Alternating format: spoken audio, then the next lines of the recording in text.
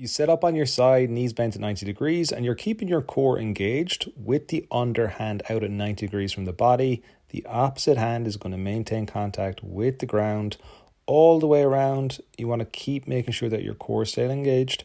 And as you get around to this 180-degree angle with the hands, you're trying to get your shoulder blade on the ground.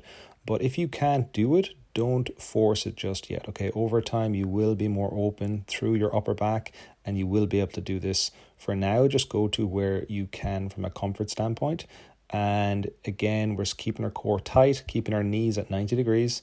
And as your hand comes around, you want to make sure that your knees don't lift here. Okay, that's super important, because your knees lift, you start cheating and you don't get the emphasis on the thoracic spine anymore. So again, all the way around. And if it is too hard, you can do this regressed version where you're just lifting your hand out to 180 degrees and back. Okay, so you're not going overhead. Set up with your hands, either fingers outwards or fingers pointing behind you, whichever feels better on the wrists. Your knees are at 90 degrees here. Shoulders pull back and down, and lift the hips up as high as you can. So here, my shoulders are quite open, so I'm able to lift my hips all the way up. But if you are pretty tight and restricted through your shoulders, then you don't have to lift your hips as high, like I'm demonstrating here.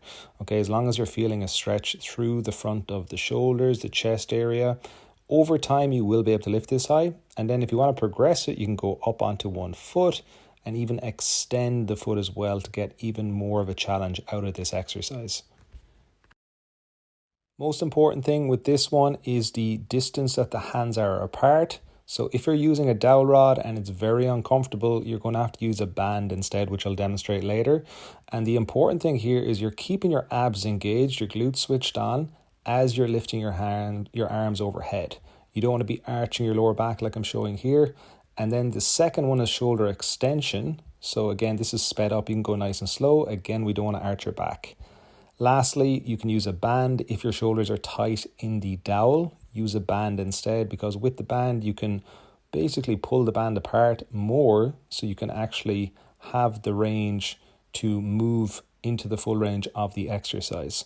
So again, lift up, reach the arm.